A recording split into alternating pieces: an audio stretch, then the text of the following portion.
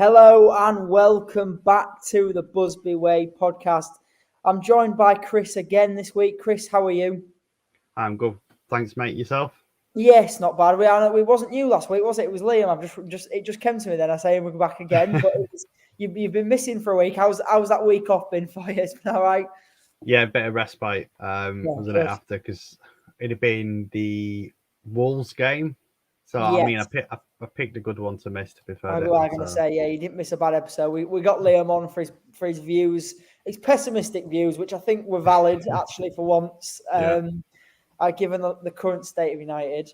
We'll dive straight into it then because Manchester United played Aston Villa this week. It's the only game we've seen this week from United. There's been no league game. It was in the FA Cup and they won 1-0. But that is not the main talking point because yes, we won 1-0.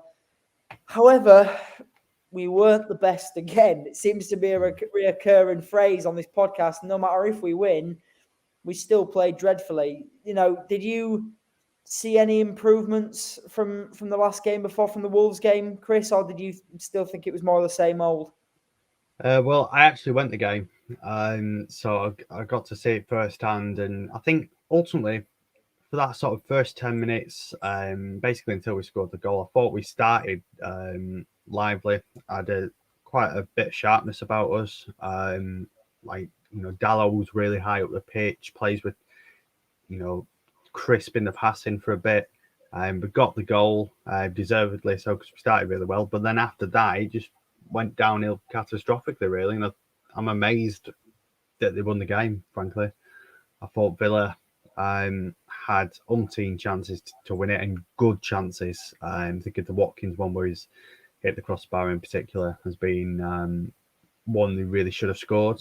And they just got sloppy. There was players who just seemingly didn't want to be there. I'm sure we'll come on to the names later. But yeah, there were so many performances that were just so substandard and they were carried by a couple who I thought had decent games. One had a particularly great game. I thought McTominay was excellent.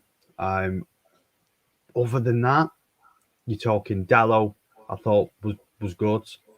Obviously, De Gea was De Gea making the saves he needed to make. Beyond that, I think there was weaknesses in everybody's game. I'd probably say Alanga, who played but 5-10 minutes, was probably one of our brightest players because he took a couple of players on which we didn't see from the likes of Rashford and Greenwood that often, particularly Rashford. So yeah, there was again a lot of things that worry me, more so than positives. Ultimately the one big positive is the fact that they won. They got through to the fourth round. They're going to play Middlesbrough, which on paper should be again the win. But yeah, there's still a lot of things wrong, and there just doesn't seem to be any week to week progression at the minute, which is concerning. Yeah, and you mentioned a name there, Rashford, who's heavily been picked up in the press in the last few days, and his attitude of all has been questioned. Now, I've said it a lot on this podcast. Now, I hate to say that I told you so. However, I've always said Marcus Rashford is very, very inconsistent. I think I even said once, and I do sort of stand by this, that is if he didn't run as much as he did and he wasn't from Manchester, he'd be in the same boat as Martial. Now, that might have been an outlandish statement to make a couple of weeks back, but now looking at it, when he's not got seems to have got the attitude. Whether I don't know if it's the attitude that he doesn't want to be there. It's more towards the fact that he almost looks burnt out and he looks tired and he looks worn down and he looked dejected when he when he came off and went onto the bench against Villa on Monday night. What do you make of it? Because I haven't had a chance to ask you this with you not being here last week. There was a lot of talk in the last few days of squad unrest and the fact that players didn't want to be there. I think there was numbers being thrown around of 11, 13 and 17, as many as 17 players not wanting to be there. What do you make of that? Especially when you see it on the pitch, for example, that maybe Rashford's not putting the effort in that he should be. Yeah, I think it looked like Rashford wasn't enjoying himself And I think if you get to a point where you're not enjoying what you're doing, there's something massively wrong. And that looked the case for me. He was sluggish. And I think it was epitomised by the two chances where can't remember who had the shots. I think they were both Greenwoods. Were shot saved by the keeper who's parried it 6 yards out, and in for strikers alert to it on his toes to tap in. But Rashford was on his heels, just didn't look interested in trying to go and get to the ball and potentially score. And I think that summed him up really. Obviously, I find it difficult to criticise Rashford because he burst onto the scene as a kid, and all the things he does off the field makes him such a good bloke in that regards. And for 3-4 seasons, he's been consistently pretty good. He's had his injury issues, but I definitely think that with him, the penalty miss in the Euros final has had an incredibly downward spiral effect on him.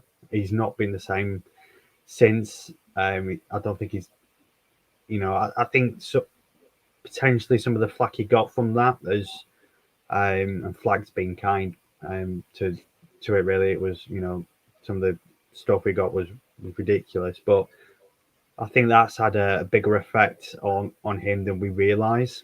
But only he will know that that's the case. And he just, whatever's going on outside of football is clearly impacting his football, which isn't good, which is the last thing we want. And it's a worry I think a lot of people had. Maybe it's another case of a player who burst onto the scene as a teenager out of nowhere, and everybody's going, yeah, he's going to be the next big thing. And it's just stagnated for him. In terms of what you were saying about the squad unrest, obviously there's so many players who are sort of mentioned to be in that bracket. Some you go, yeah, obvious. You'd imagine your Martial, Pogba are in that bracket.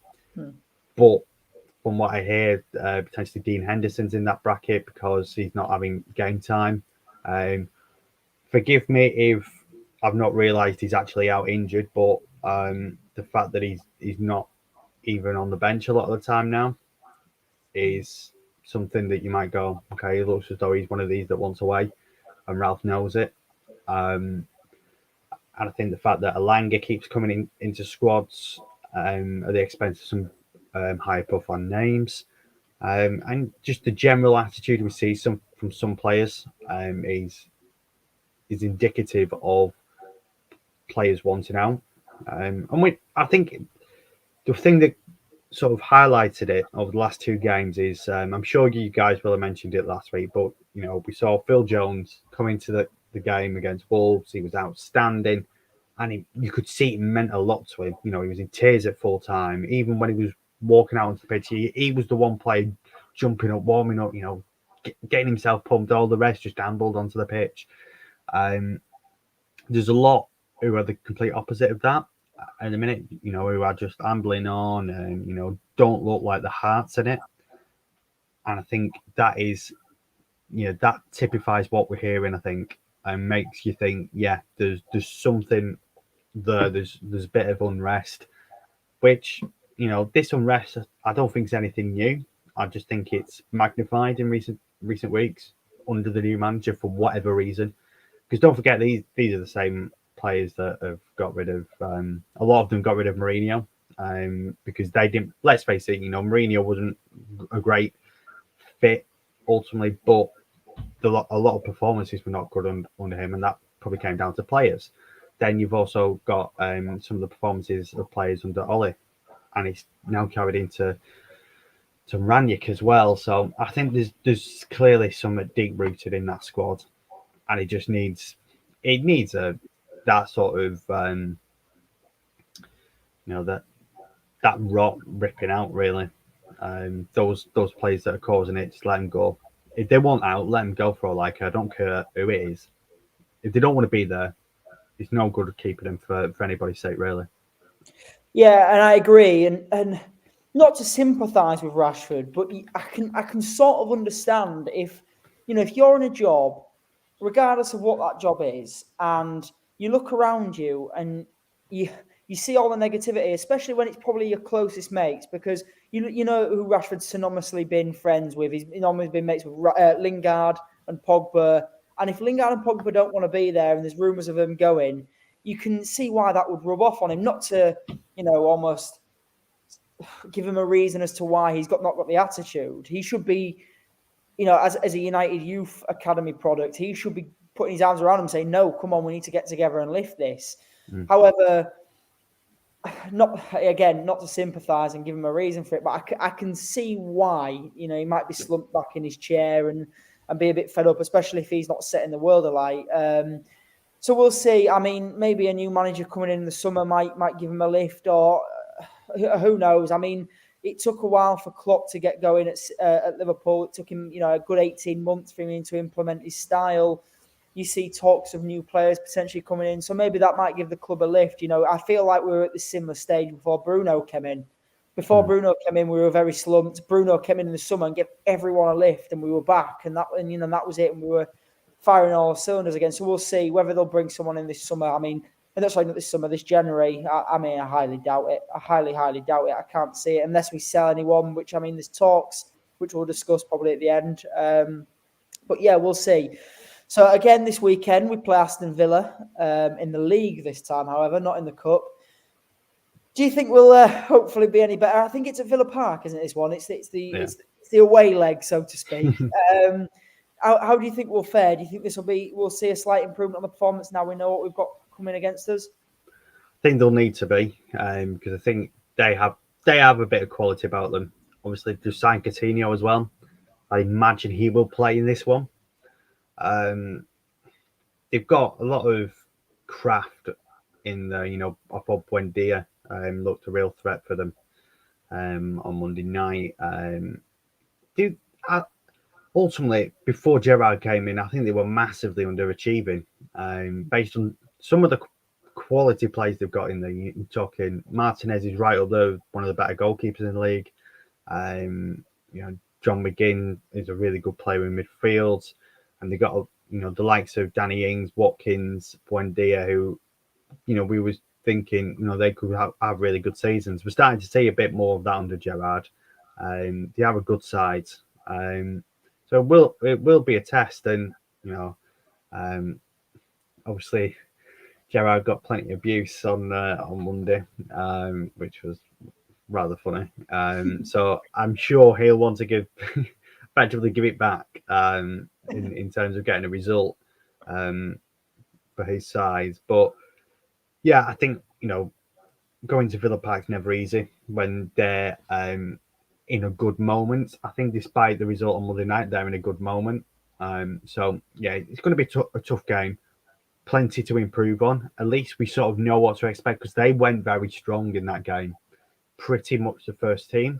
It would probably be a case of Coutinho in for somebody would be the one alteration, I'd imagine. So yeah, we'll see how that goes. But yeah, always a tough game. But like I said, we've seen them firsthand, and we've seen them play really well. I don't know if they've got much more on top of that. So if we raise our game and are anywhere near where we should be, we've got a really good chance of going there and get a result. Yeah, and you mentioned there with the Gerrard thing. What do you make of that? Because I feel like it's becoming less and less about Villa and more about Gerrard, especially when he comes up against us, because when he walked out and he turned and faced the Stretford end, and I just thought, why? I mean, you're going to get heckles, loads of abuse, but doing that is just making it about yourself rather than about your club.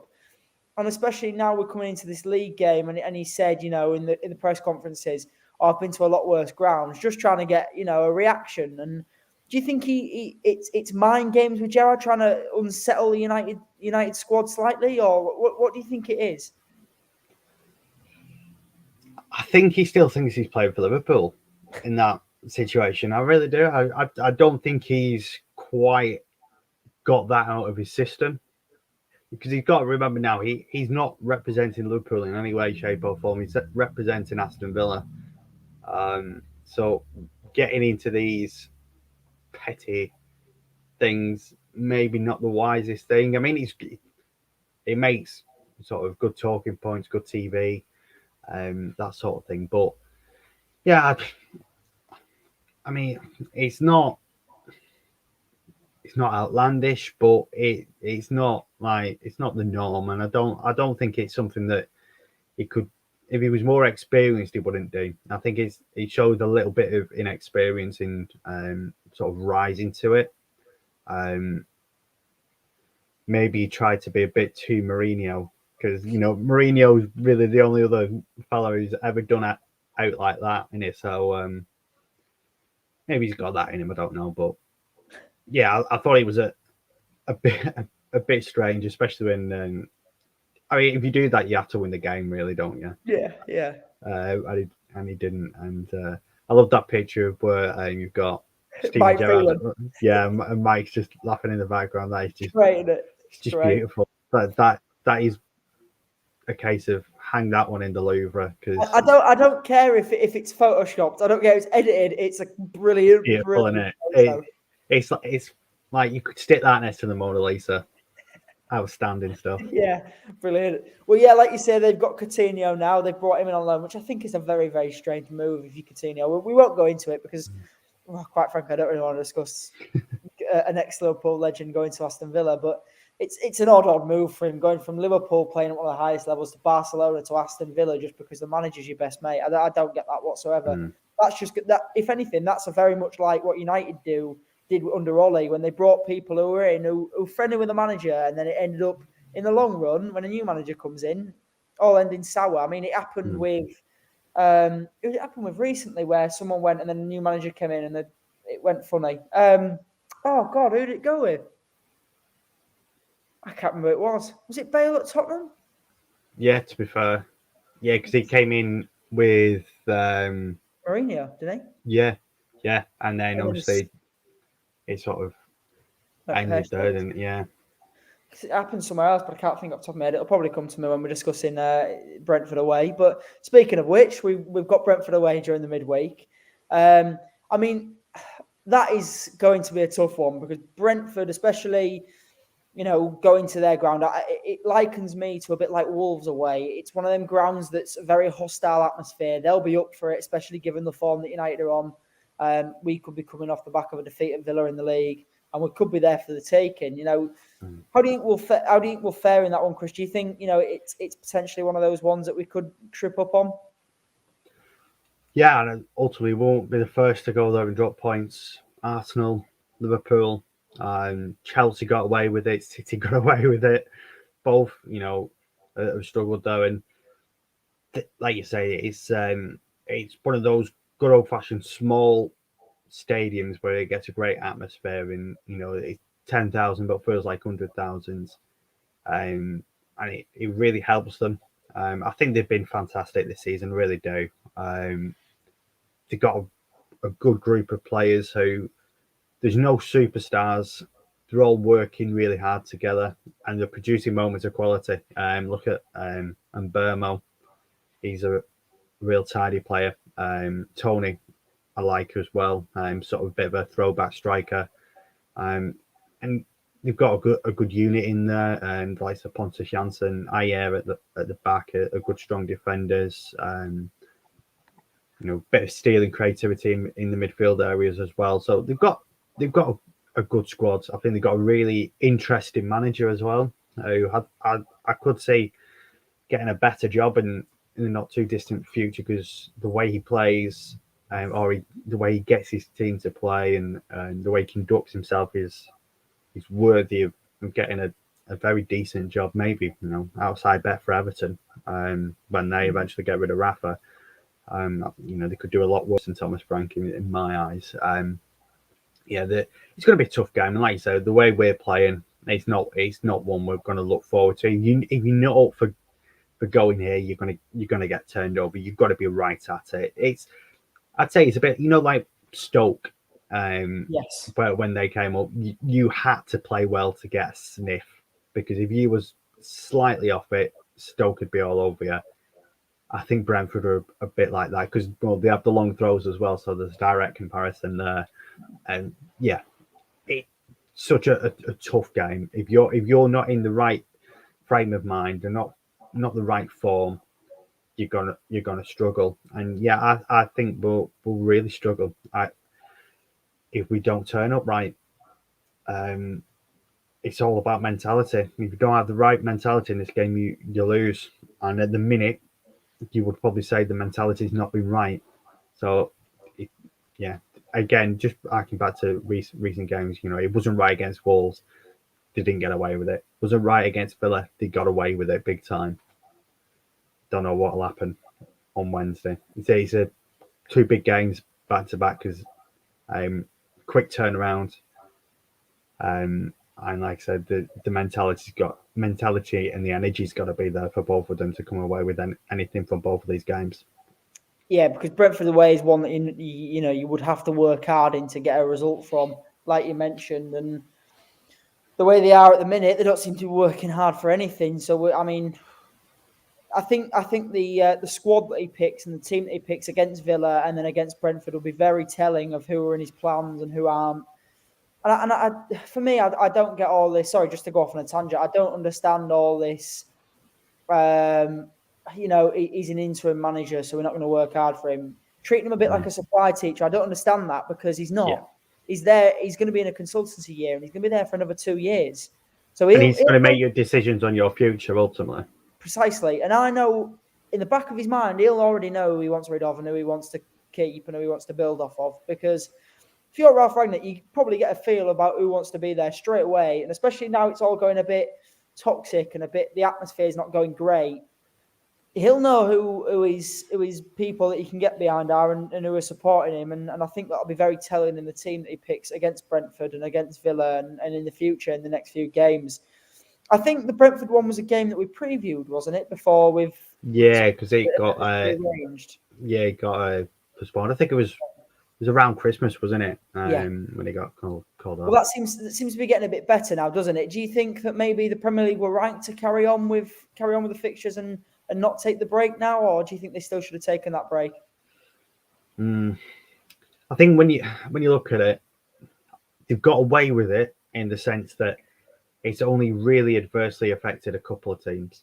I suppose it depends which way you look at it, because the likes of City have played every game and won them all, so genuinely they don't care either way. Burnley haven't played, lost a lot. A lot of their games didn't get played, so they've got a lot to catch up on. But they know if they win all their games in hand, they come out of the bottom three. So they can see it like that, and they've maybe had a break at the time of the season when they were bang out of form. Leeds had to play games with the bare bones and probably have probably been penalised by being too good, if you know what I mean, like in the sense of the moral sense of the word. Because I think somebody like Leeds could definitely have gone, lads, we've not got enough players here. And just like, because I think they had a 15-year-old on the bench, and like the average age of the bench was like 17 or something stupid when they played Arsenal. Which when you think Chelsea tried to get a game called off against Everton when they had a World Cup winner on the bench, he's like, come on. I think some have manipulated it better than others, and it'll be interesting to see how it catches up. Will those who have got extra games in hand benefit from playing in quick succession, getting on a roll, or will the fact that they're playing so many games catch up on them in terms of fatigue? And then obviously you've got there's going to be more rearranged games for other reasons now when the Champions League comes back, and when obviously the later rounds of the FA Cup. So I still think there'll be more games called off for various reasons, but probably go over the worst of the COVID. But I definitely think some have benefited more so than others. We've just sort of middled it. He's not really affected us. I think we haven't been that great for it to affect us. Yeah, really. Nobody's really noticed because I think there was only the Brentford and Brighton. Yeah, so two games, but it was 2 games in a congested period, so it's probably benefited us in the sense that we had time off. But then again, it didn't exactly benefit us having that time off. If anything, it's probably benefited us because we might play them when we've hit a bit of form later in the season. But it's one of them. It's difficult to judge now. You probably come to the end of the season, and maybe you could make a few more assessments of it. Yeah, definitely. And we'll wrap the podcast up with the weekly now. And now in January, we're going to do weekly transfer news because there's been a bit of talk today. Actually, it's all been very quiet, last week and at the start of January. But now it's starting to pick up a bit more on the exit door. Really, there was obviously the rumours that people didn't want to be there and an ex-player wanted to leave, and so on and so forth. But a name that's come out today that I thought really I didn't expect to be there is Eric Bailly. Now, for me, I don't know why the club are getting rid of Eric Bailly because the centre-back position is one that we're not exactly strong in. And it's not exactly like we've got a huge depth of players in either. Tuanzebe's obviously gone out on loan to Napoli last week. And now in the centre-back position, we've got Lindelof, Maguire, Varane. And outside of that, it's Jones, but he's made of biscuits, isn't it? So you don't know how long he's going to last. Exactly. So that's what I mean. What do you make of Eric Bailly going? Because the rumours are it's probably Milan that Sky Italia are reporting to AC Milan. What do you make of that? I mean, I wonder if he's got anything to do with the return to fitness, hopefully, of Phil Jones. Because, I mean, fully fit Phil Jones and a fully fit Eric Bailly, who would you rather not have? I would say. I've been a bit harsh. And to be fair, you're only as good as your last game, and Phil Jones was Bobby Moore for 90 minutes when he was excellent, to be fair to him. So, I mean, that could have something to do with it. Ralph might go, you know what? If Phil Jones is playing at that level, we might have centre half we thought we had when we first signed him. So, yeah. I mean, Eric Bailly, he's just not been able to nail the place down. He's had his injury problems, and then he has a run in the team, and then he just has a game where he's just bizarrely bad. And I think that's just halted him. It's either an injury or an awful performance that has disrupted any sort of rhythm that he can get in the first team. So I think that's probably why he could be moved on. But like you say, it's still not blessed with cover when it's the 5 senior centre halves that we have at the club are all injury prone. Varane's had his injury problems already this season, as has Lindelof, and he's obviously got the health condition that sort of still gets monitored. Maguire has does pick up the odd injury, and he's not been great.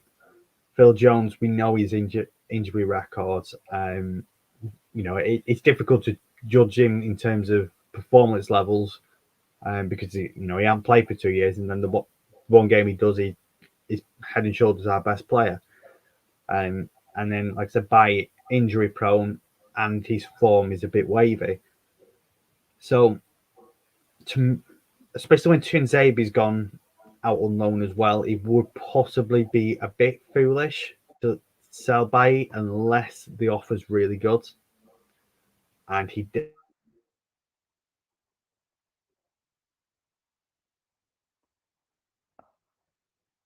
keep an eye on, I think, really, just to see whether he does go and for what sort of money, and maybe whether we get somebody in as well, or there might be somebody knocking around in the youth team that Ralph is eyeing up as well. Yeah, because a few weeks back it was pretty much reported that United weren't going to make any signings. So it seems strange that they would sell that centre-back without bringing anyone in. We'll talk about incomings now then, because today there was a report going around I saw by Bild in Germany and Sport 1 as well, that reporting that Zakaria from Mönchengladbach in Germany, Swiss centre midfielder, was rumoured to come to Manchester United in a in a deal, worth around 67 million euros. Not 67, 6 to 7, which for me is pocket change for a midfielder of his quality. But the reason it'd be that cheap is because his contract is out in 6 months' time. So he is on a free in the summer. So that would mean a lot more clubs would be open to him. But apparently Manchester United are willing to pay, in quotation marks.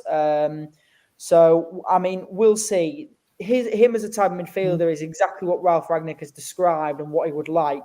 You know, he's 6'3". Rangnick said that he'd want a big holding midfielder like a Matic. He's 25, so he's still got a lot of years left in him. And I mean, he plays in a pretty solid Mönchengladbach side. So, I mean, why wouldn't you go pay 6 or 7 million for him, Chris? Yeah, at that money, it's a win-win, isn't it? Really, not expecting Zidane for that money, are you?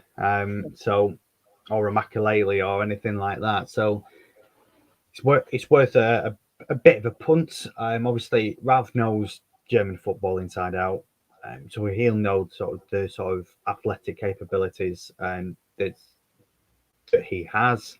And from seeing it a couple of times when he's played in the Champions League and when he's played for his national team, he looks an imposing player, good on the ball, good engine, and he just looked to have the qualities you'd need for a Premier League central midfield player. Like I said, at that sort of money, you can't go wrong. If he turns into be just a squad player for that money, that's fine. Sort of fill the gap from now until the end of the season, until somebody else comes in to move into that position, and he then becomes that third man in that rotates. So, yeah, I think it would be a good bit of business. It freshens up the squad at the very least as well, gives us another option. So, I think for that sort of money as well, I don't even think the Glazers can refuse that. So, we'll see what happens with that. Yeah, definitely. And I suppose, like you say, especially if you're getting money for Eric Bailly, I mean, the way the Glazers work at the minute, I can't see them bringing anyone in unless they get money for someone.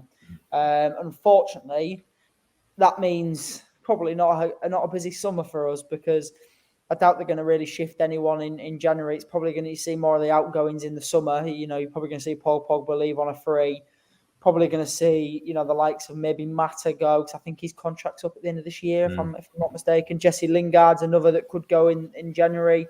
There's talks of him going back to West Ham, even on another loan deal, just to get him off the wage bill, and then let him go for a free at the end of the season. I mean, who knows? There was talks. There's been talks that United want to look at maybe that holding midfielder like a Zakaria, but I know he's the cheaper option. The ideal options probably would be your Ruben Neves or your Declan Rice. But I read a report, I think it was on TalkSport. I've just got it up here. Yeah, in TalkSport, apparently a person with the knowledge at West Ham says Manchester United or Chelsea, who are both interested in Declan Rice, would have to pay upwards of £200 million for Declan Rice if they wanted him in January, because they see as no money is a reasonable offer for Declan Rice. And they said, £200 million price tag is probably unrealistic, that no one would pay it. So, do you think, stupid question, but do you think he's worth £200 million, Chris? Maybe not that much. The market's ridiculous now, isn't it? So, I mean, I still talk of, I still see where the likes of, Rooney cost 30 million quid, and he was probably the best teenager knocking around in world football. These days, you stick another zero on that. Yeah, the market's so difficult to judge, isn't it? I mean, I've just got one up here that says Red Devils are prepared to spend 115 million this summer for Declan Rice. That's probably a bit closer to the valuation I'd say in the current market. I think, based on other signings and quotations for other players, I think 80 to 100 is more what I think he's probably worth. 200s, 200s. No, that is definitely West Ham going.